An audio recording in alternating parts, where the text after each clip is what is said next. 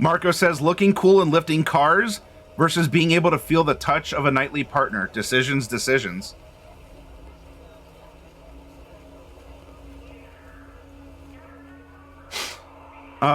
Black market deal on his latest tech from Expo Corp military grade. Look at what these parts do in the field. Look at what it can do to me.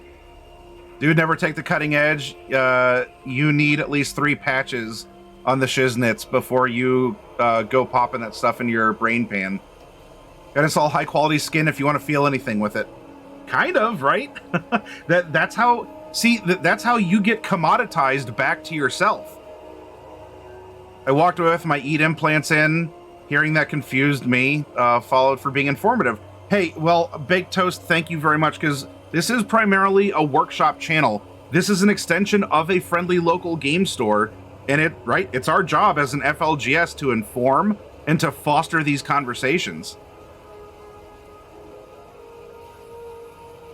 So you get to explore a lot of human issues in this game. Now, can you also do that in Dungeons and Dragons? Yeah, you can have a D&D version of skooma, of some sort of an opiate, of other things, of changing your body through spells, being a druid, through potions or something.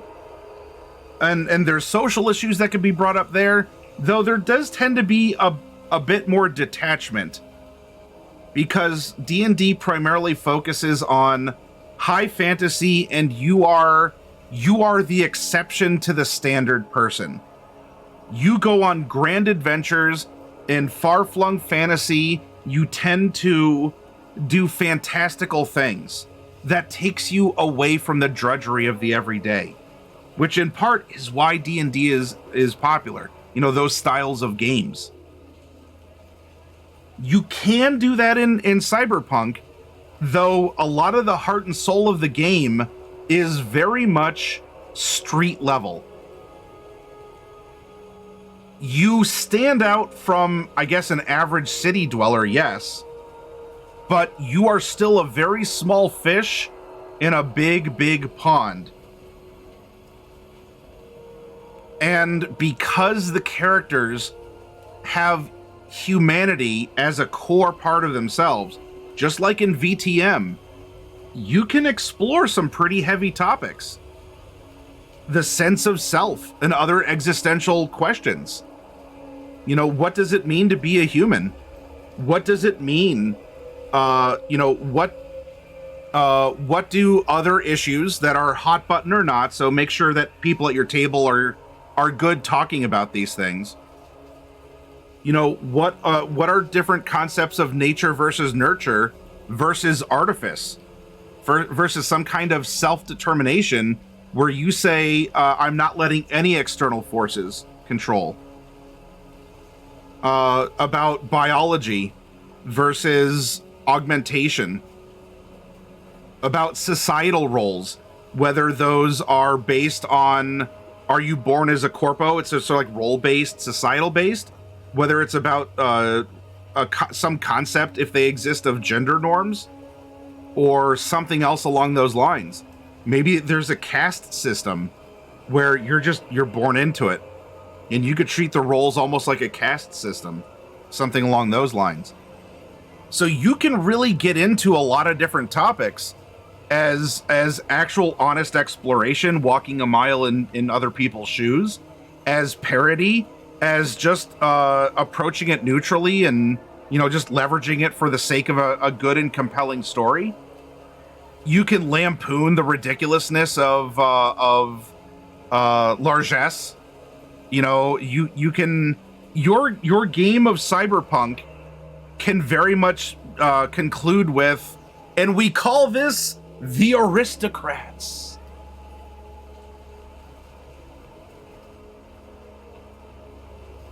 Hi, Diadems.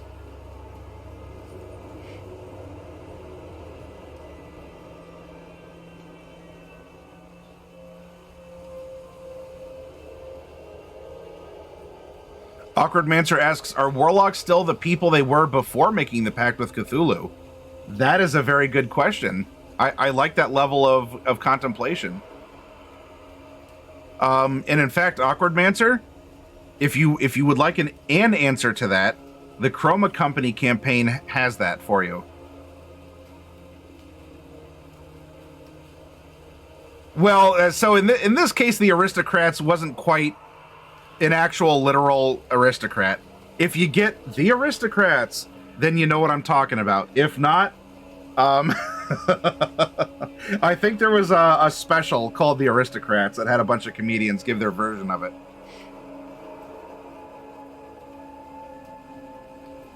Hey, Second Class, good to see you. I mean, are any of our adventurers the people they were before you began adventuring? Samwise would say yes, Frodo and Bilbo would say no. Does Cthulhu even recognize the contract you made with him? And so you get this, a lot of street level, the nature of ourselves, the self, of humanity, of individuals, and thereby society. You get that in VTM 2, and so you're gonna tend to have more overtly mature games in systems like VTM and Cyberpunk than you would inherently with Dungeons and Dragons. I mean, specifically that because D&D is a very corporatized, very sanitized, like now anyway. It's a very sanitized presentation. You might get that with other darker settings and themes. Like Zweihander might get into that. Warhammer Fantasy, you know, if you want the old-timey fantasy. Other things like Vaesen, which is a Northern European horror game set in Victorian times. So you might get intensity there. But overall, D&D is a very clean, a very sanitized product. A game like Cyberpunk, you are supposed to get down and dirty. It is street level, and there are people who will, in the game, NPCs who will, stab you for walking in their territory, or for looking better than they are, or for something else. There's no rhyme or reason. It could be random violence, could be someone suffering cyberpsychosis, someone suffering drug problems, someone suffering in some other fashion. A lot of themes of where do I get my next food and shelter, homelessness, and things like that can be brought up. So there's a lot of cool stuff, but in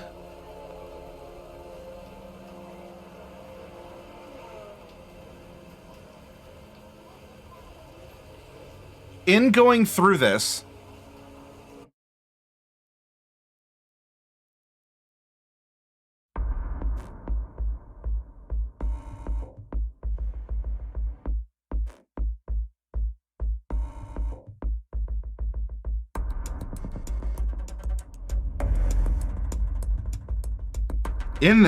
I'm using this to point out a part of what we're.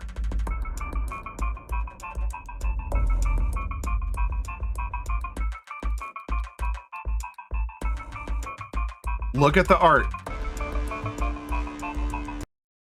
It is very busy, dirty, claustrophobic. There's a lot going on. Oh, cool, a robot dog.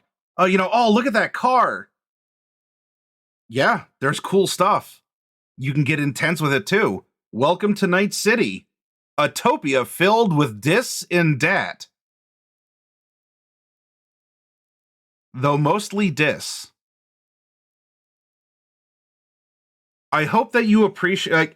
I spent some time writing this up. You can get a lot of things in Night City, or if you want to create your own version of a cyberpunk city. I mean, you don't have to just play in Night City. It's a topia filled with this and that, right? You can get all manner of stuff here. But mostly it's a dystopia. Get your fix from a fixer. What do you want? Do you want all sorts of concoctions made by a bartender with six arms and that can do flair bartending? I mean, look, this is built in even some like urban ruins. Do you see the state of this place? But look how busy it is. Look how popular it is. What's going on here? Again, the art can give you a lot of inspiration, a lot of clues. Are they going to rob this place?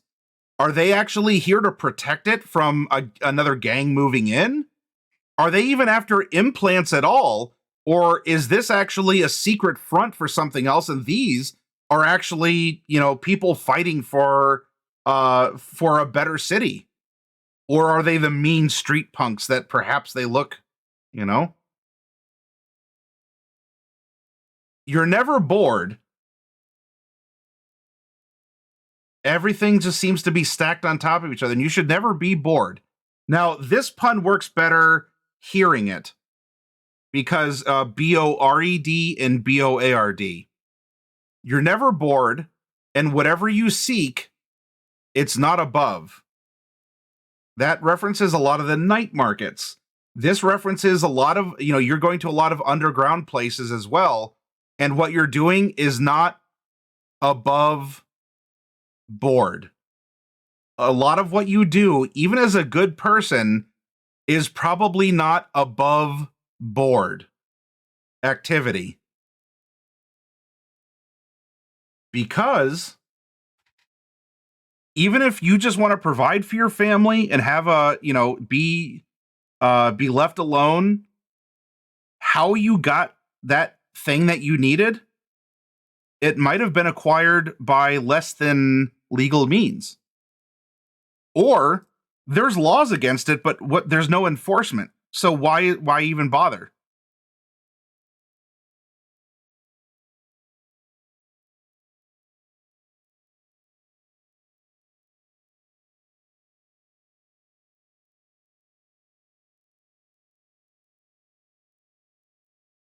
So what is your world gonna what is your cyberpunk world gonna look like?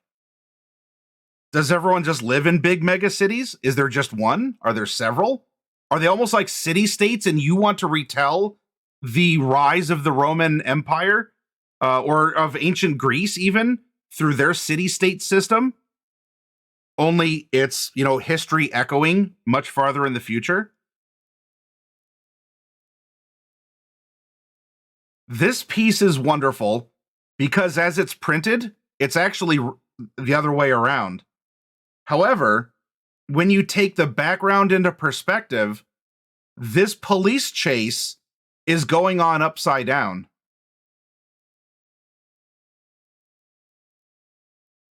Do you want to defy reality? Ask yourself that. Because you can absolutely do so in this setting. You want to defy the gangs, or do you want to be the gang member? Do you want to defy the corpse, or would you like to work for them? Again, have you thought about it? Run an entire game where you all are actually working for the corpse. You all live in luxury apartments. You are not want for access to body armor and weapons and food. And, you are way up there on Maslow's hierarchy of needs. And you gotta, we have to go to the streets? Oh, gross. Did you get demoted? Is that why you gotta do this? But don't forget that you share this space, or in fact, this cyberspace. And this is the humanity message with those who just want to have their pie.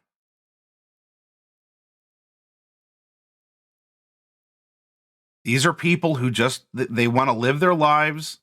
And look, it's rough. Look, there's sparks shooting out. A part of the ceiling is falling down. in this mall.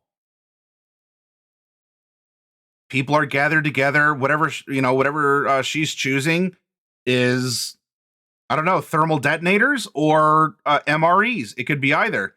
This could just be a normal shopping trip for someone. But if you look, this kid sees that the debris is falling. And what's going on with everyone else here? What is she saying? What is he looking at and what's he doing? Is he talking? Is he going to deploy something to protect this reading child? What are the ethics of replacing body parts on children? None? Some? What happens if they keep growing? Well, you got a customer for life because they got to keep replacing their arm for the rest of their life.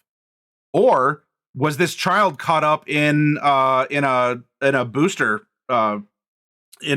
gang war, and actually the arm was chopped off or shot off, and this is actually a humanitarian thing to do. But that you are the one, you are living, even though you are a cyberpunk, you are a hacking sniper, you are a stabby stabber and a pew pewer, you are a corpo exec or whatever, but you live around people who just want to also live their lives. Whether they're, adults like just shopping for food or looking at a new keyboard or whatever this is, people who've replaced some or all of themselves or just look like they have as posers. And this may be kind of a trashy looking mall area. But what if this is all the neighborhood has? This is how they get their food. And what happens when you as the game master, threaten it with booster gangs? Or what happens when your chromed up player characters roll in here and are just willing to shoot the place up to take down the bad guys? What happens to every shot that's missed? Because there's people who are willing to do anything. This is probably one of my most favorite pieces of art in the entire book. I treasure this because for all the cool stuff, like, oh, he's got a modified arm, but you know what? Look at this picture. This is still just a father and a son doing dishes at home.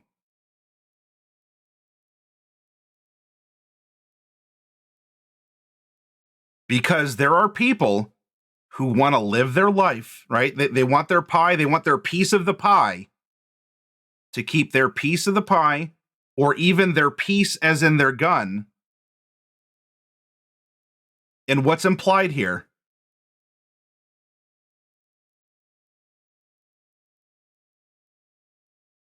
That we have a father who loves and cares for his son, even in a cyberpunk dystopia. But when threatened, will do what it takes to keep his family safe. He wants to keep his peace also clean. Pop.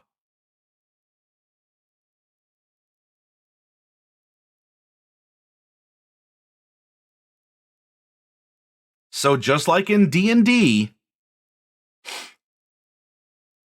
hey DM Chromie, just like in D&D, consequences matter. Because unless you're raiding some abandoned warehouse, hey Lead Snappin', unless you're just like you're having a shootout in an abandoned warehouse, you have to understand. Look at this. You cannot help but fire a gun and you are going to hit something. You can't not. There are also people everywhere. If you are a street samurai and you take your sword out even a little too fast, you're probably going to hit someone, even at 4 a.m. in the worst part of town. There's waste pipes the chew, or the chew two. There's the alcohol that powers things. There's various gases for different things. There's water and all sorts of other stuff just flowing through the city, because you got to understand, at least in the setting of Night City, the government of the city are factions who just want their piece of the pie. There's not there's like a city council, kind of, but it's really people who are looking out for themselves or their own.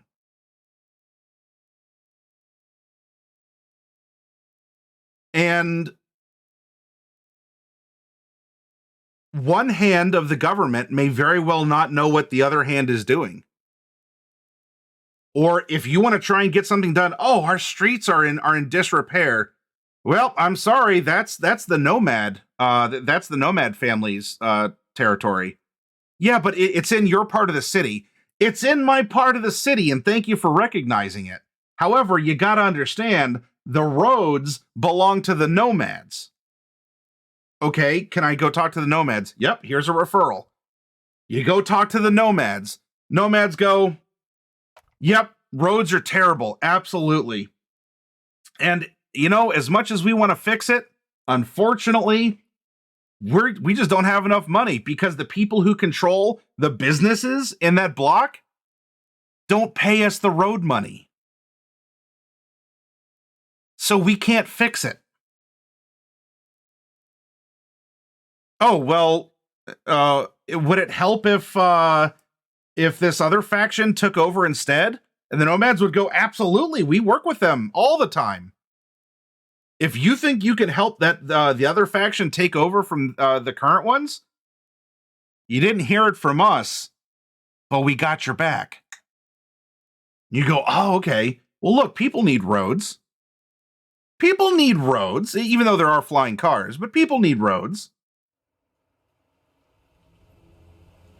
So then you go and try and overthrow the people who are extorting the city, but not giving the money to the people to repair the streets.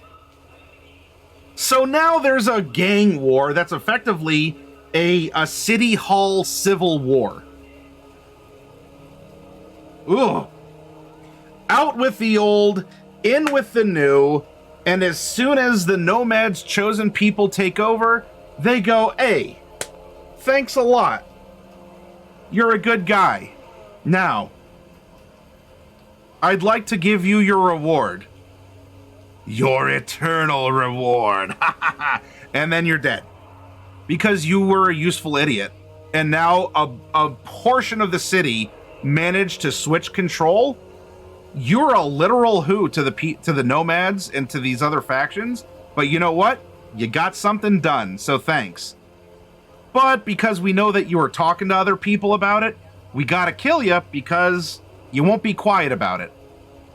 Because even if you don't talk, we live in a world where people can get into your brain. And they can not only see your thoughts, they can experience you. That's called a brain dance. A brain dance in this world. It's like watching a movie in real D, okay? If it's raining in the brain dance, you as the dancer, you'll feel the rain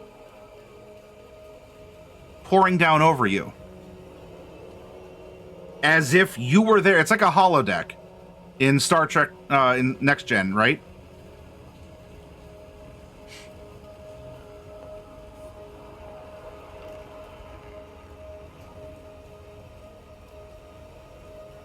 Hi, Manchita. Good to see you.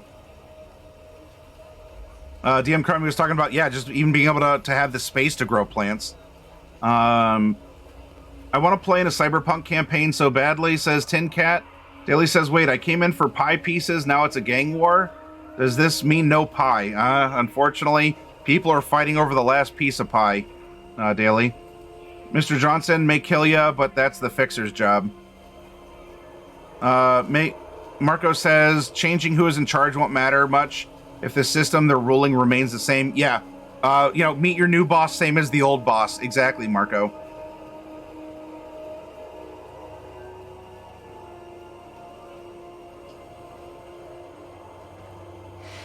And if you want to run a game as well, like an episode of Next Gen where everything takes place on the holodeck and you have to question what's real, you can do that. Have fun with it.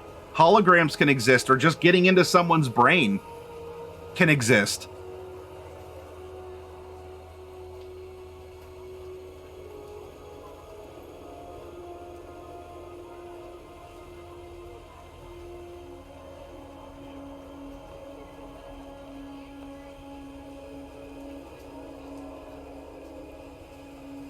Let's see, this is enhancing yourself.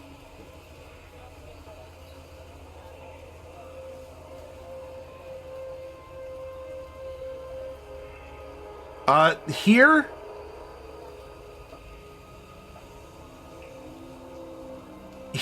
in the back of the book is a really big timetable. It'll go into the wars that have been fought, like how we got to this point as humans. I'm not going to go over every piece of this because I would like you to get the book, and I would like you to read it, and I would like you to consider it for yourself. But there is a very large section here that will give you all kinds of inspiration. Even if you don't want to play in Night City, if you go, I'm going to leave that for the video game, I'm going to leave that for other tabletop games, this can at least give you framing to consider what else could have happened. Or, yeah, this happened, comma, but, ellipses.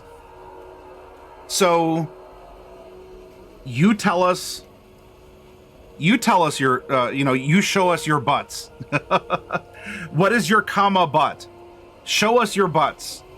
Yeah, everything here happened except. Everything happened but. Did this happen in 1996 in your world, the collapse of the US?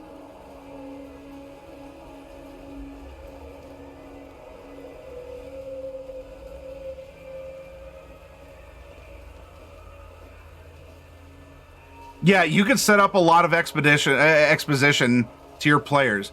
I would recommend, if you have people who are new to playing,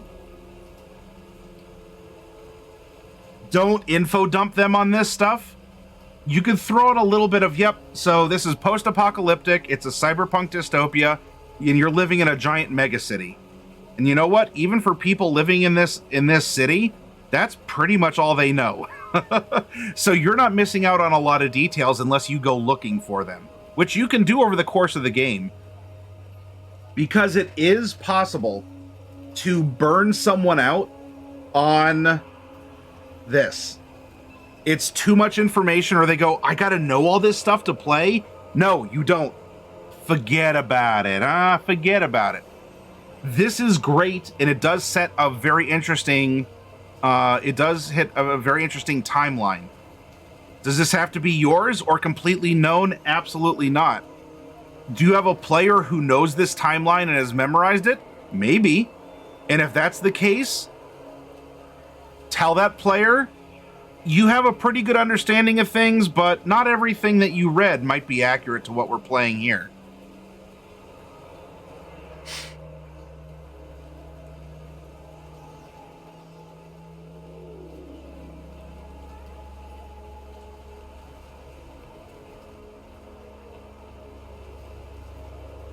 Or if you say whatever happened in the past you can't trust, this is what happened in the last 10 years to lead to the present.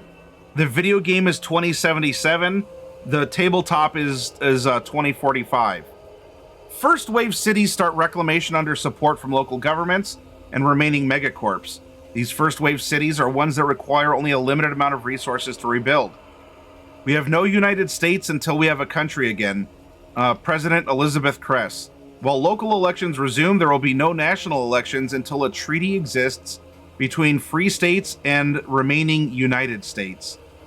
Rebuilding of old factories by corporations and other individuals beginning to replace. Hey, Tio, thank you!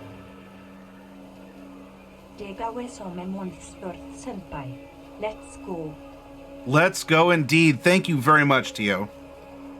Rebuilding of old factories by corporations and other individuals begin to replace lost tech. New corps start to rise from the wreckage of the Fourth Corp War. Rumors spread that legendary solo Morgan Blackhand has been spotted in various first wave cities. Netwatch attempts to clear out the Rabbids and reestablish the old net. After a losing 3-year battle, they give up and shut down all the major nodes to the old net, although some netrunners still try to go there to loot the abandoned systems. Establishment of first data pools. Hey!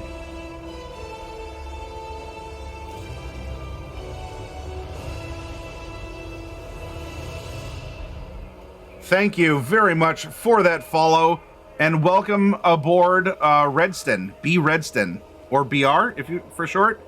You tell me how you'd like to be called. Rise of the first mega buildings to handle homeless population. These are all-in-one arcologies designed to rapidly create safe habitable zones. Beginning of first new factories, replacing, upgrading, or repairing old and scattered tech. And boom, here you are. Yeah, the time of the Red is almost biblical sometimes. A lot of big stuff went down and the world was changed even more than it had been by the collapse. Me? I see myself as a modern-day Homer. You know, the Greek poet. He wrote about how his entire world was blown apart. Well, I do the same thing, only instead of using a harp, I got a synth deck. Lilia. Redston works? Redston works, and if I mess that up in the future, correct me and let me know.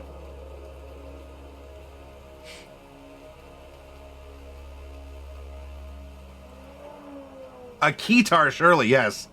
And by the way, so this was born, you know, in the 80s. Now, me personally as a GM, if you go all the way back to 80s punk and everything, you know, you want the old style, you know, TMNT, like Bebop and Rocksteady for your booster gangers and everything, you would be pandering to me and my heart would be happy. Because if you don't do it to me, I am gonna do it to you. Bane says, I was just colliding the old net with what people thought was... Oh yeah, for the old AOL. Yep. Awkward Mancer said, Mideastern meltdown. That's actually what happened in my cyberpunk world. Both Iran and Iraq are mostly irradiated desert. Second Class says, yep, lore in the game is really in depth. It's been expanded upon by some of the worst writers in the industry over the past 30 years. Velocity, dude, my group messed up our Shadowrun world. The corporations figured out that our runner group was working with the president and it went nuclear, literally. They destroyed Kansas and Washington. Is there a good way to send a quick whisper? If you wanted to send something, I guess, if you wanted to send it through Twitch, you could, Second Class. Let me make sure I didn't miss anything out. Let's see, Dahlia joined us. Tin Cat joins us. DM Crummy says, honestly, what I've found helped for several groups is basically saying some variant of, it's post-World War, international shipping and trade has all but collapsed. This means getting access to goods and weapons and such beyond a certain tier. Well, you'll have to look for it. Yep. It is very concise. And you can always direct them, or you know what? If you have a group of first-timers to this, all of this is excellent stuff that you can include as a handout, or an NPC gives them some information. And if you go, well, that doesn't make any sense. You know, these people live in a world where internet exists and, you know, there's information that's out there. How is it that people living in a large city would be completely ignorant to the world around them outside of the city?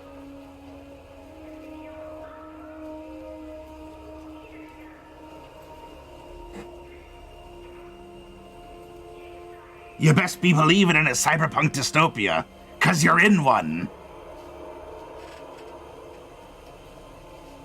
Have you gone on Twitter in present day where books and other resources exist and seen the sheer ignorance, either social or intellectual, on display? And these are people who have it. There's not even, I mean, look, you can argue that, you know, social media does filter things, whatever. I get it. I get it. But they can just go to a library or go to an encyclopedia site or something and read that what they just said is factually completely wrong. Or people who are so indignant that when faced with the evidence and the receipts, they still will deny their claim. We live in that world right now. This is only an amplification of that kind of a whatever, an experience. It already happens. Despite the abundance of both data and then data that forms information. Because remember, there's a difference. Probably data with context, data plus context equals information. Despite that being all but freely available through public or private, whatever, entities of various kinds, the sheer amount of ignorance and indifference exists in today's world, today's real world. It is not that far of a step to tell your players your character has grown up in the city, has never been outside of the city, and knows about nothing that has happened in the city outside of his or her immediate life and lifespan. And that's not exactly a cartoon character that we have to suspend a lot of disbelief. So don't worry about info dumps. Don't worry about a lot of that kind of a thing.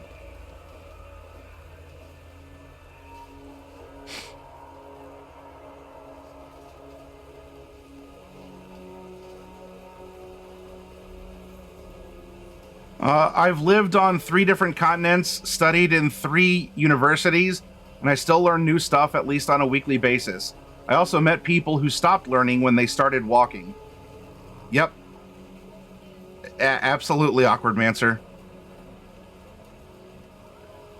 A hellish wasteland of the mundane, says Manchita.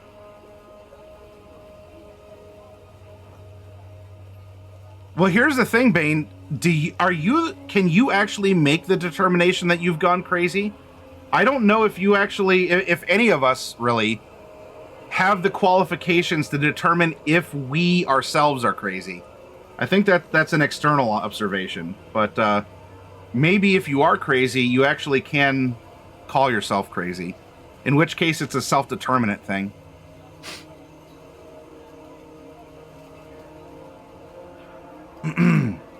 Now, if you take a look at this, obviously, there are people who are living apparently a very good life. And, you know, you look, oh, wow, this person can afford to have a real dog, a servant. I mean, whether or not, you know, how mechanical the servant is. But, you know, can you imagine? Imagine this. We have a quote from Monty Python and the Holy Grail. Monty Python and the Holy Grail. When King Arthur is going through the village at the beginning, and one of the villagers says, "Oh, must be a king."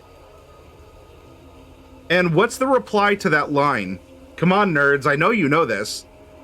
How do you know that was a king that passed by the peasants in Holy Grail?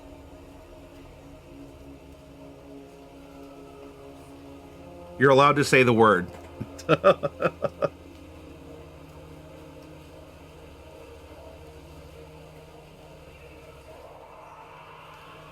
There we go, Larry.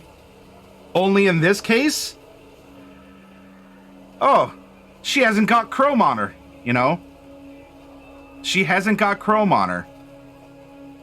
Can you imagine a life of luxury where you actually can afford to not have to do the work of 6 people? Uh-oh, hang on a second. We're playing the drums.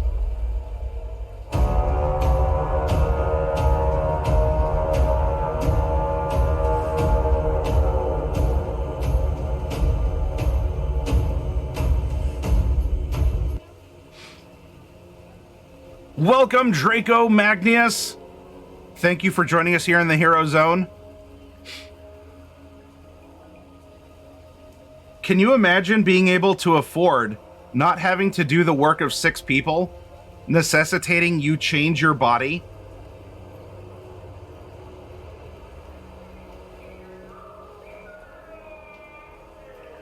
Because it's cheaper for your employer to pay for your modifications than hire extra staff? Isn't that an interesting concept? Where you actually have the ability, like being rich means you don't necessarily have to modify your body to be competitive. Now, there's nothing overt here, but look. Nothing seemingly is showing up here that these people, even the help, right? Even the help back here, he doesn't have to have overtly bionic components.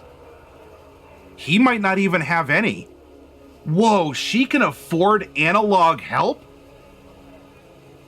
Like, he can actually just walk somewhere and doesn't have to move at 2.5 times speed just to try and get stuff done?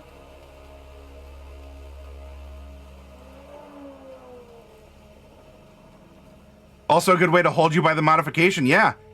If your employer gave you those arms, you know what happens when you stop bartending or you get enough complaints? They take your arms.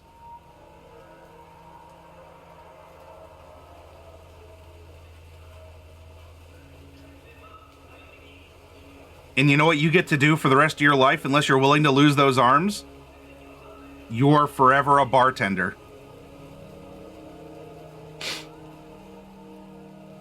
Lone says that's a Deus Ex prequel, except you had to get shot up to near death before your boss upgraded you. You have to pay the bar tab or take your arms and a couple organs. Gonna say you become a masseuse.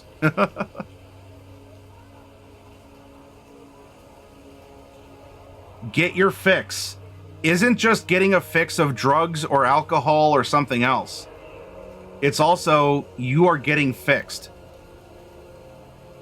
Because in a world like this where that competition exists, she can afford to be broken and not fixed. Right? It's like you go and you take your dog in to get spayed or neutered, and you say, oh yeah, I'm taking my dog in to get fixed. Are you fixing your dog or are you breaking your dog? Except in society, that is, you fixed your dog. Your dog is considered to be better now that you have castrated it. And I'm not arguing, I'm not taking a stance on do or don't or whatever dog breeding or blah blah blah. That you all, those are your personal things. I'm not going to get into that.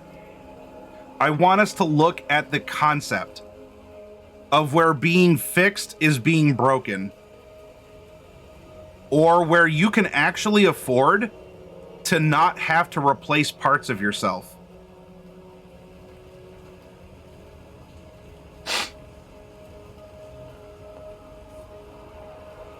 Friday night, couldn't get into the stream until I got home from overtime. Well, hey, Heretic Trance, it is always a pleasure to have you here. You know, my friend.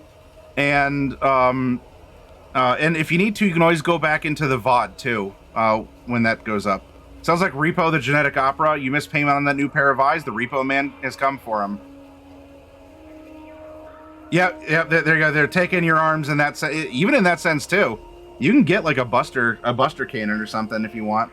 Or, again, you want to play Final Fantasy VII? It's super easy to smudge stuff up here and to have Cyberpunk turn into Diesel Punk, and you could play a Final Fantasy VII tabletop role-playing game.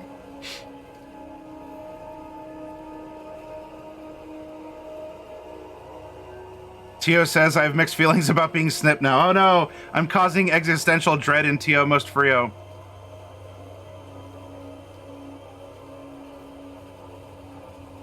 Bane, I, for one, welcome our new corporate overlords. What a concept, says Draco. You're gonna go into work, plugs into into alcove, uploads your consciousness into the forklift on the shop floor. Yep. You know, all right, time to go to work. Well, and then you finally get your free time back in your body. Every repo man has to look like Harry Dean Stanton. It's a rule, says Mancheetah. Speaking of work, it comes too soon. Lurk. All right, Bane. Well, thank you for commenting and joking and lurking as you usually do. You know you're always welcome here, my friend.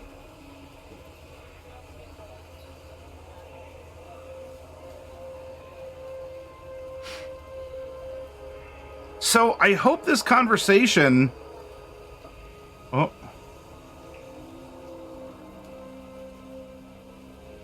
That's how you get 400-pound forklift operator, says Awkward Mancer. I hope that the conversation here, and I'm skipping past a lot of pages, not because there's nothing compelling on them. There is. You just don't need to know it all. And I won't encourage you not to read it. Don't get hung up on it. I would rather you want to play, pick up the book, and imagine running a game in a setting like this. Whether it's Night City or your own.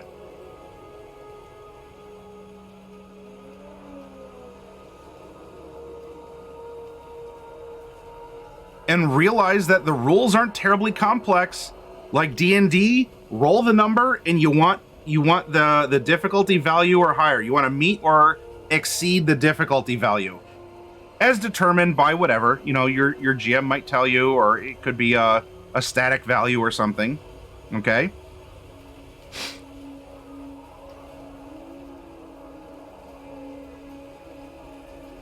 But I want you to play. I want you to explore something new. The rules are going to make sense. Stat plus skill plus D10, meet or beat. Stat plus skill plus D10. There could be an external factor that the GM might say, you know what? That makes perfect sense. In fact, you did so well with your personal grooming skill. I'm going to give you a circumstantial bonus of a +2 to this. So it's stat, cool, plus skill, personal grooming, +2, plus a D10 roll. Can you meet or exceed the difficulty value that the GM needs? There you go. How do you play Dungeons and Dragons? Tell a story, have fun, and roll a die to meet or exceed the target. How do you play Cyberpunk? Tell a story, have fun, meet or exceed the number. The concept is pretty much the same. Don't let a new system keep you away from investigating something like this.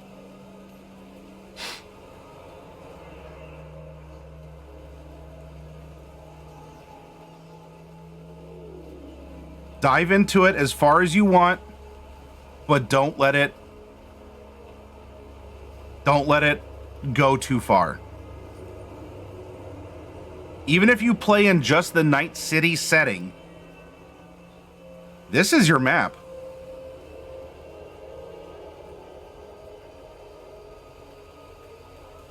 It's a city.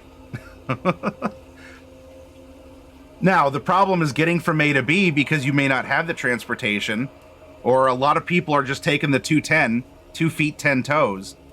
Or you might need to go all the way around Old Japantown because there's a shoot up right now. But this is what is focusing that street level, the street level focus on the tail.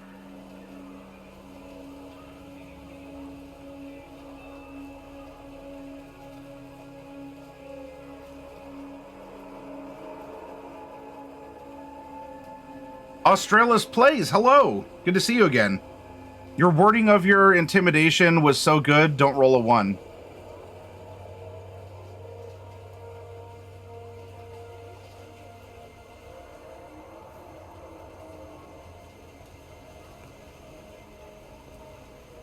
Everyday Life.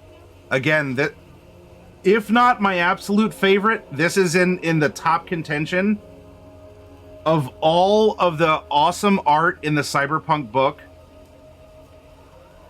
This one right here is it is probably my favorite, because this showcases that mix of humanity and cyberware,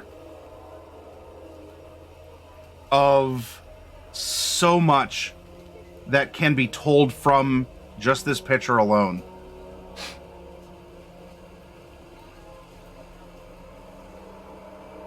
You know, as much as we showed the lady above, oh, she must be rich because she hasn't got tech all over her. Well, if that's the case, generally, I wonder, is this just scarring?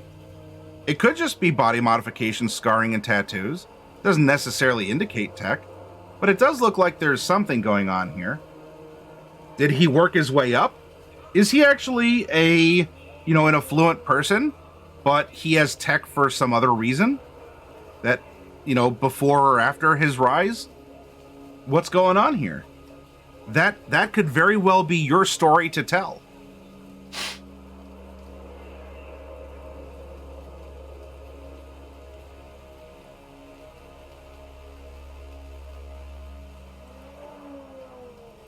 Now, before the workshop ends, did any of you have any particular questions that either I can answer or someone up above can also? Yep, it could just be she was able to pay for being able to have it covered up.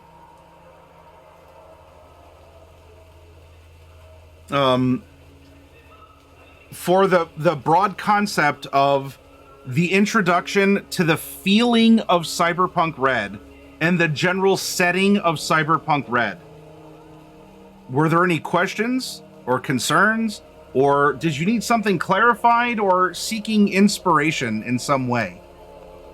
Otherwise, I think we can button this one up.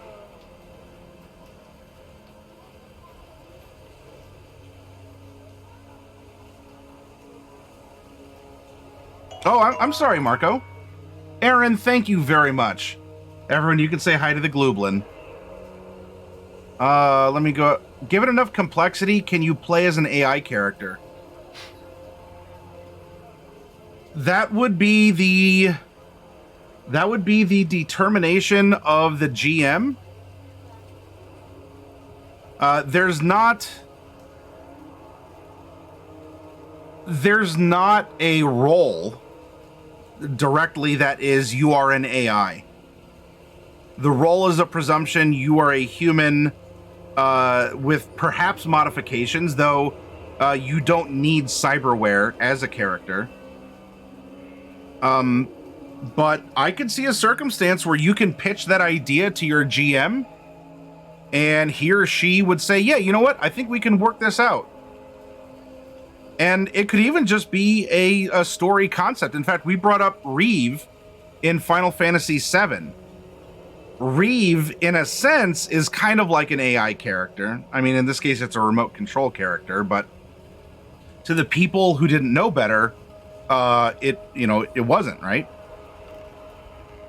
There could be a consideration where you roll stats and have a body, but you're really just piloting a suit. And so your consciousness is in the suit or elsewhere remote controlling something. Though that might be an interesting and good secret to keep between you and the GM to reveal later on in the story to the other characters.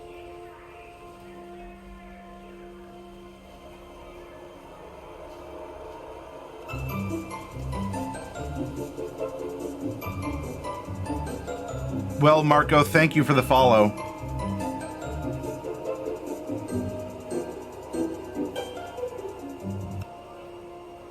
It could just be all in the brain pan, just a backup system located in a server somewhere, says Larry.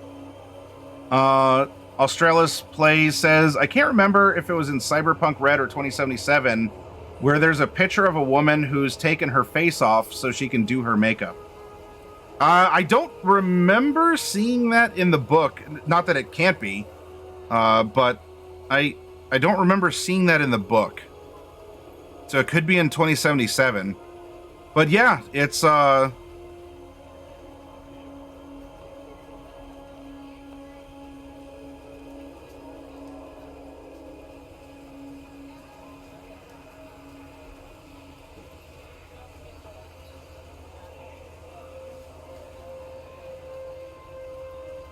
Sky Pirates in my Cyberpunk?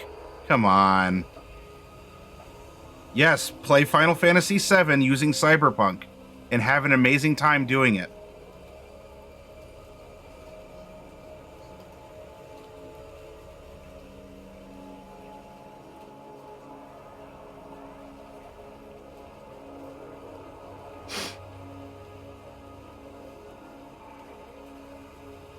Skyrits, says Draco Magnius. Hi, Miller. Good to see you. Oh, something like Ghost in the Shell? Ghost in the Shell would be a very good basis for a Cyberpunk game. Even if your players have seen Ghost in the Shell, I have personally found there are many instances where you can put a very thin veneer over something that's a direct reference, and no one at the table will pick up on it. So if you want to play a Ghost in the Shell, you absolutely can. And you'd get away with it too. Mwahaha.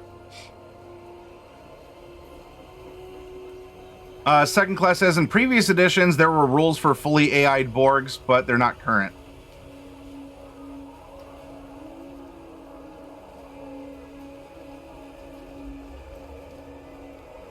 Awkward Mancer says, I played an AI. If Netrunner makes it difficult to balance action for the party, imagine how much pain it is for the DM to deal with someone without meat entirely.